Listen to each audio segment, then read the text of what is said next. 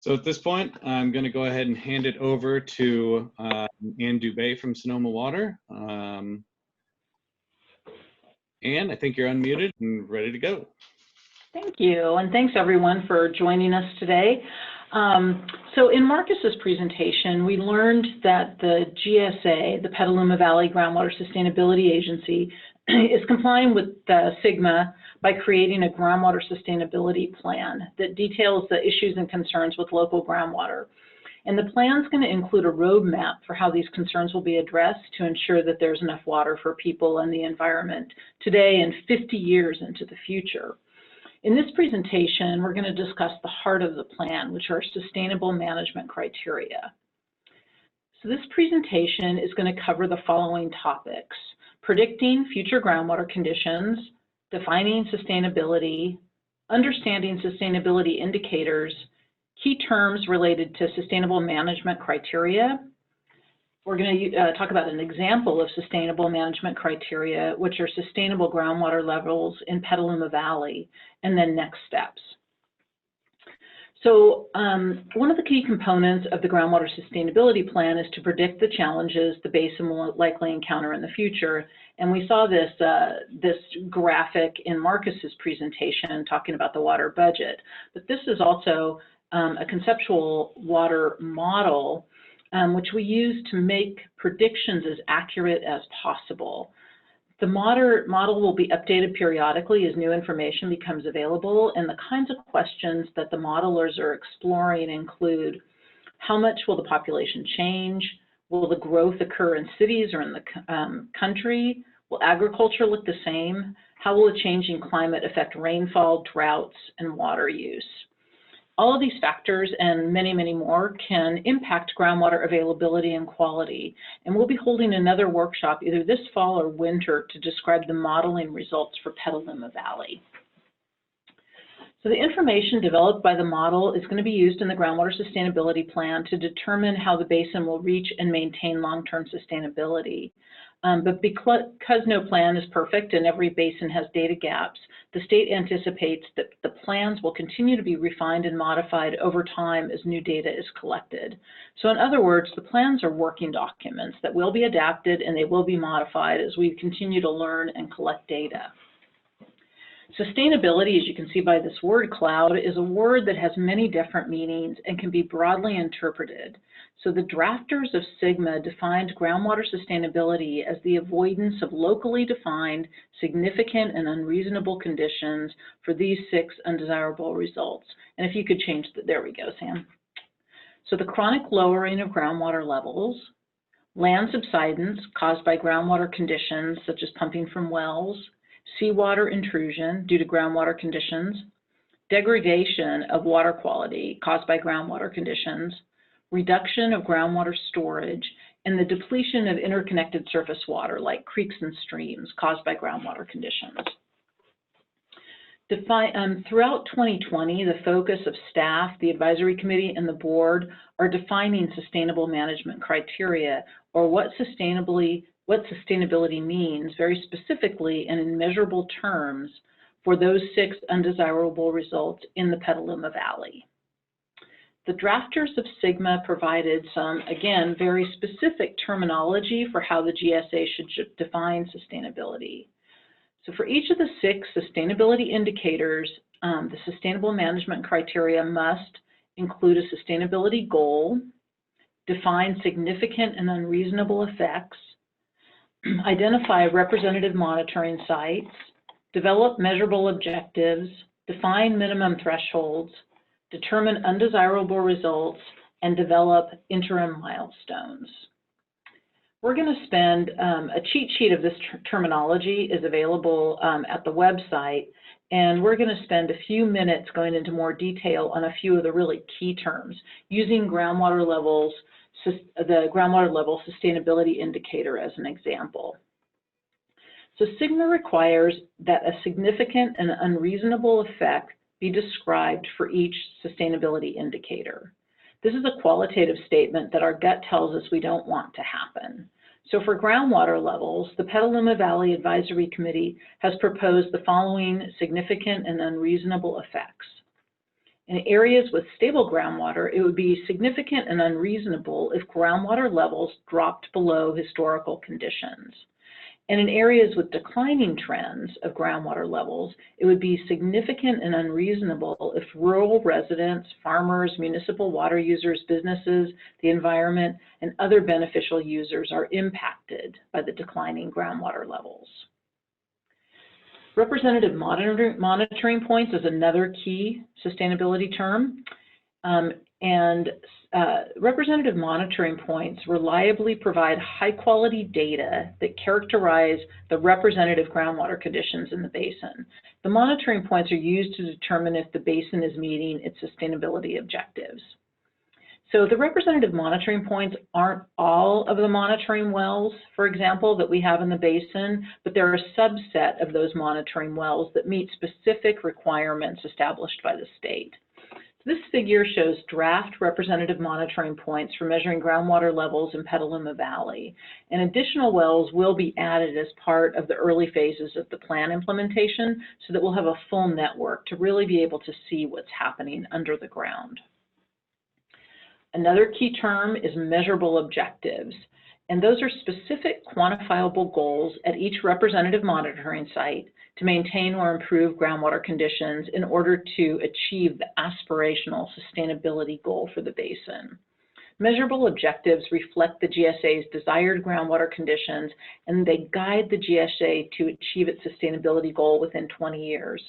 So in Petaluma Valley, the draft measurable objectives distinguish between wells that are relatively stable, wells with historic declines and subsequent recovery, and then wells with long-term declines. Well, measurable objectives define quantitatively where we would like to be. The minimum thresholds are the numerical lines in the sand that we don't want to cross. For each sustainability indicator, the minimum thresholds are the quantitative measurable values that reflect what is significant and unreasonable at every measuring site. In Petaluma Valley, the draft minimum thresholds are intended to ensure that future groundwater levels do not dry up people's wells. And again, as with measurable objectives, the minimum thresholds distinguish between wells that are stable, those that have declined and are now recovering, and then those with long-term declines. So we're now going to walk through how measurable objectives and minimum thresholds would be applied using the draft groundwater level example. So for purposes of this exercise, we're just going to focus on those wells that are relatively stable.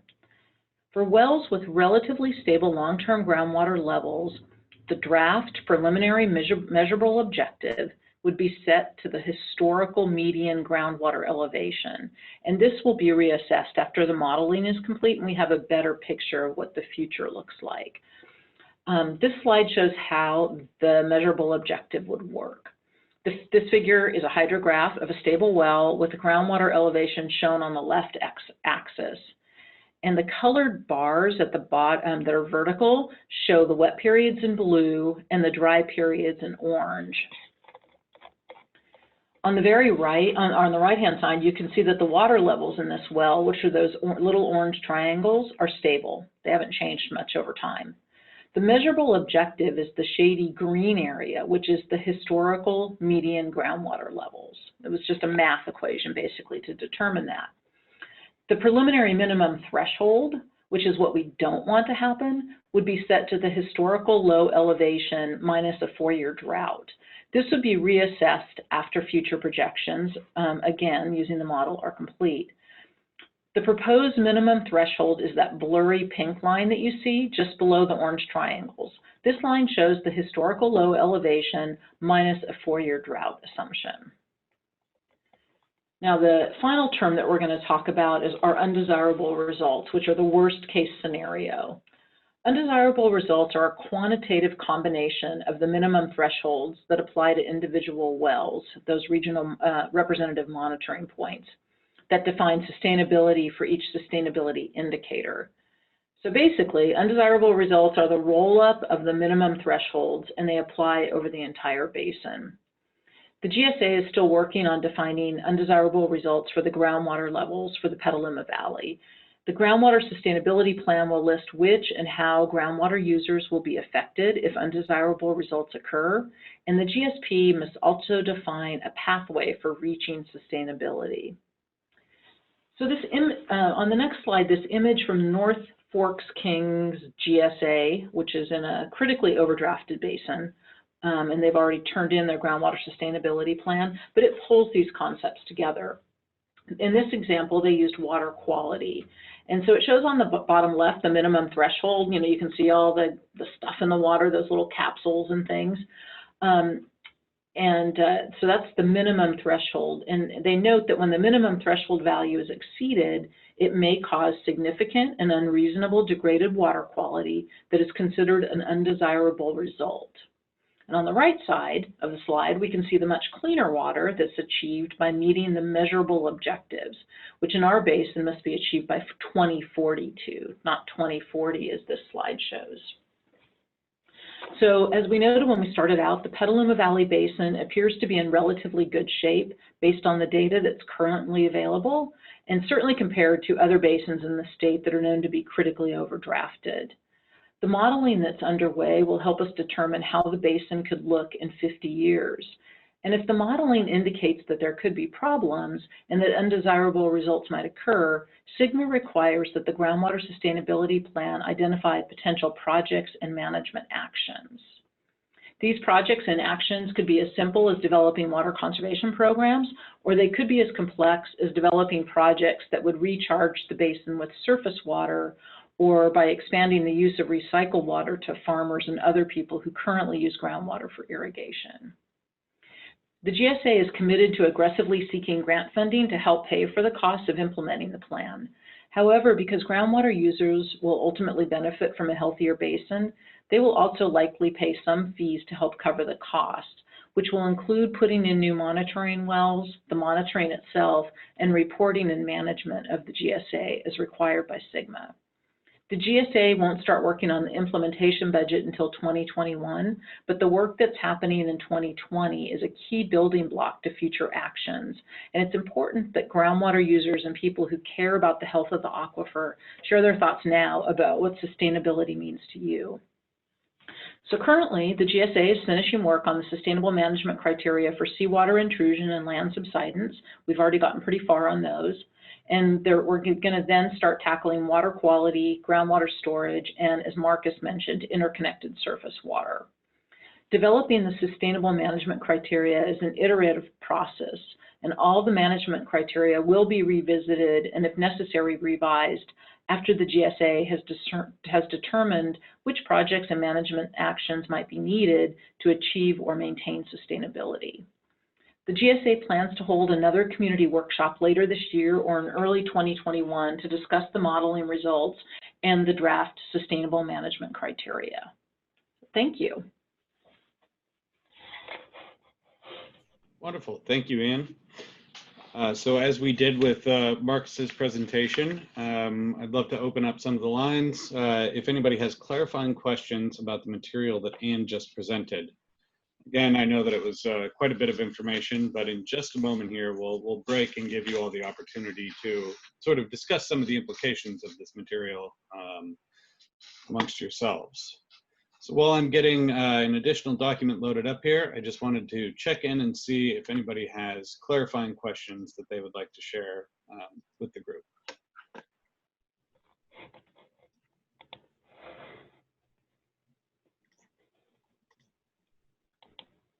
Okay. And again, if you do have any questions, I would just encourage you to use the hand raise function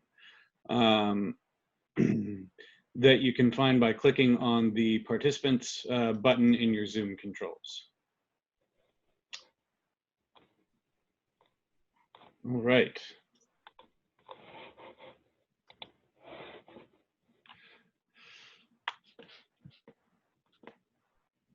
Give folks just another minute or two to run through that. Okay. All right. On the screen in front of you, you'll see that we have a series of questions that we're hoping to get some additional information from you all in a series of breakout groups. A couple members of the Petaluma Valley Advisory Committee have kindly offered to facilitate these individual breakout sessions. So there will be a number of you staying with me in the main room to run through these questions. Then we also have Martha Murphy has offered to facilitate one of the groups, and Lindsay Strain has offered to run the other one. What we'll ask you to do in just a moment here is join those breakout groups. As soon as I start those, you'll automatically be placed into a group. And we'll just run through these questions in much the same way that we've asked you to participate in the session so far today. The first question that we are curious to hear from you on is where you live in the basin and whether or not you have a well.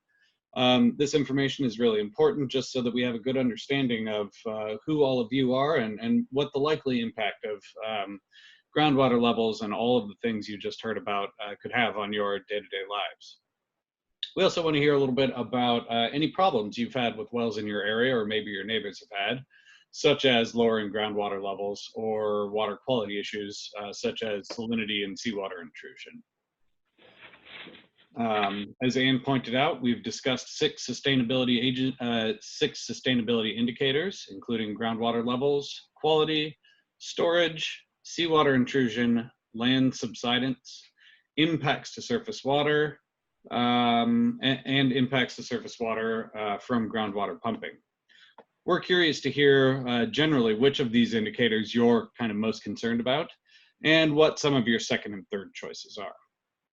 And then finally, each one of the facilitators will read through several statements that you see on the screen here, focusing specifically on that issue of groundwater levels. I won't read through them right now, but you'll have a chance to take a look at those in more detail in your breakout groups.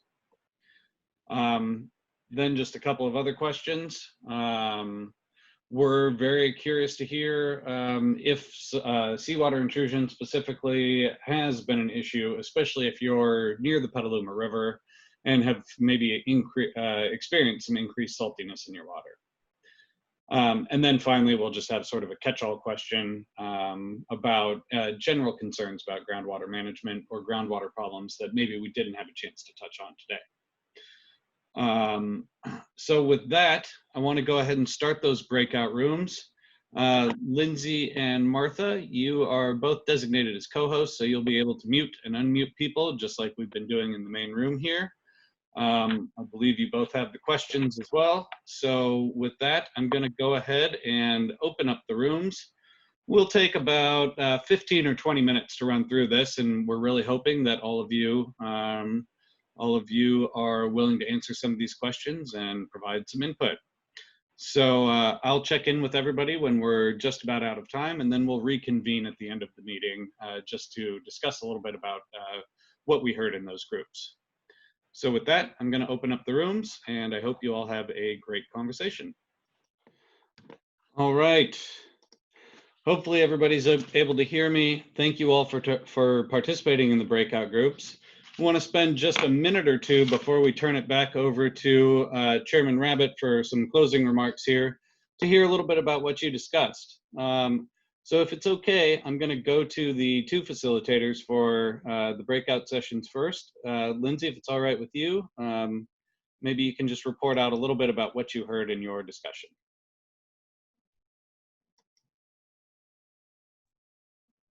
Lindsay, go ahead. I got it. I'm actually going to send you over to Heidi Bauer. She was the one who took notes and probably remembered everything. Okay, let me unmute Heidi. There we go. Heidi, thank you. Okay. We had two people that lived in the basin, well, three people that lived in the basin. I think one had a well and two did not. And we also had a consultant from Sacramento. And do you want me to go through each question or just summarize? If you can just kind of summarize the broad points, that'd be great. So there was some concern about some of the criteria being too restrictive, but generally it seems like a lot of them, especially when it would affect the end user, agreed with a lot of the criteria. And then at the end, there's not a lot of information about people that have been impacted from seawater intrusion. And then there were some questions about taxes and fees, and some other questions about the USGS study, recharge, and the city of Petaluma aquifer use. And that's about it. That's what I have. Okay, thank you.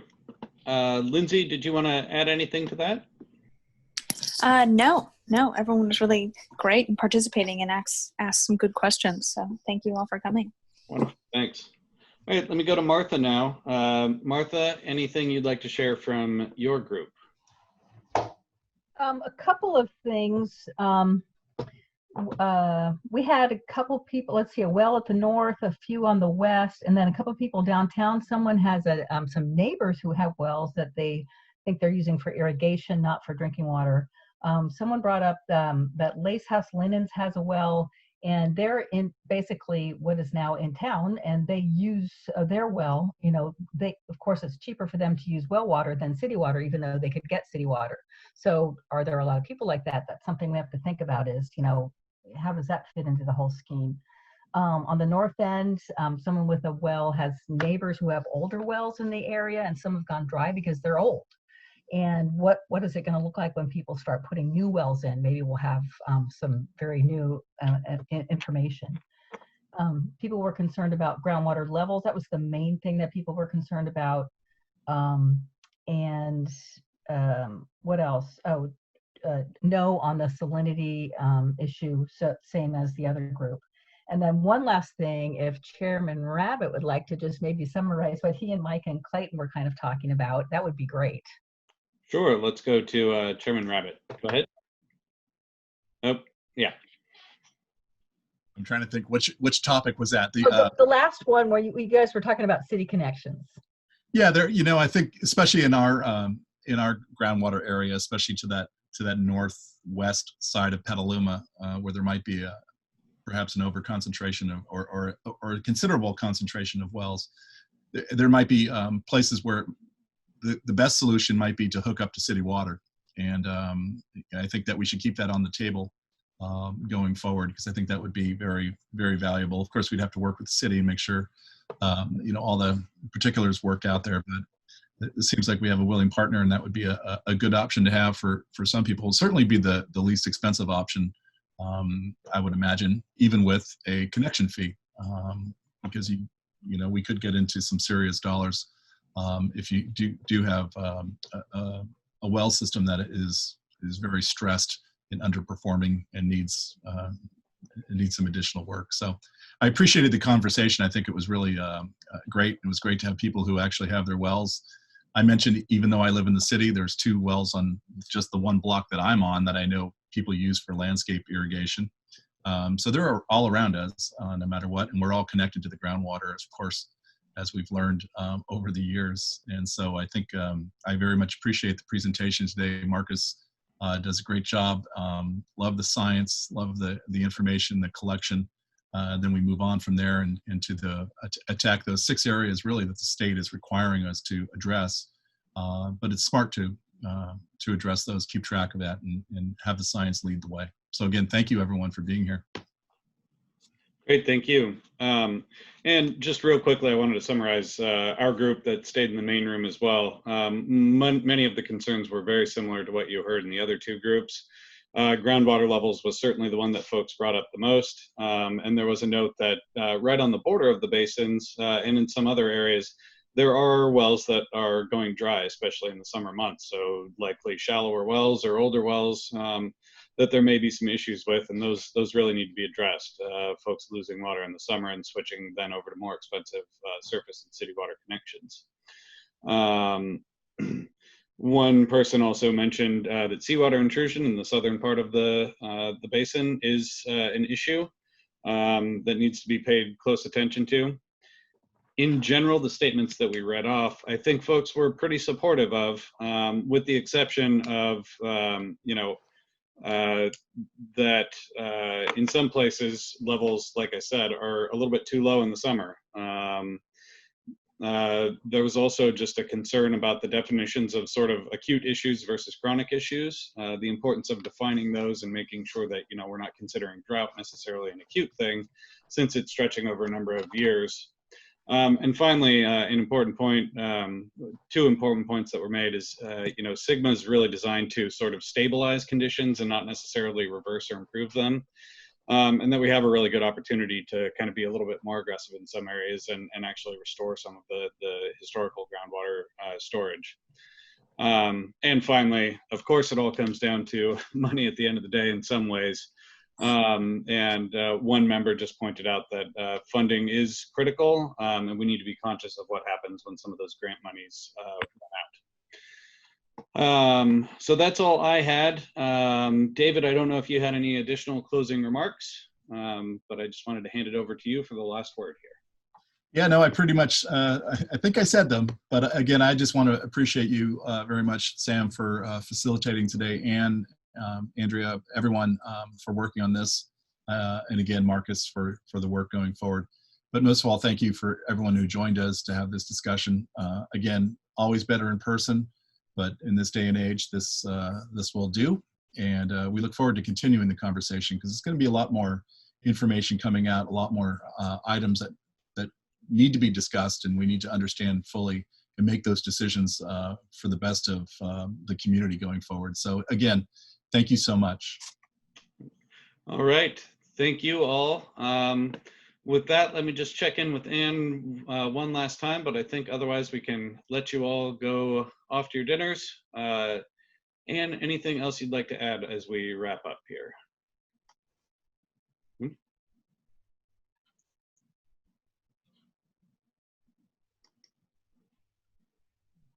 Okay, having some trouble getting Ann unmuted. Thank you all very much for joining. Really appreciate it, and stay tuned. As she mentioned in her presentation, there will be future community workshops, and we really encourage and hope that you're willing to participate in those as well. But thank you all, and have a wonderful evening.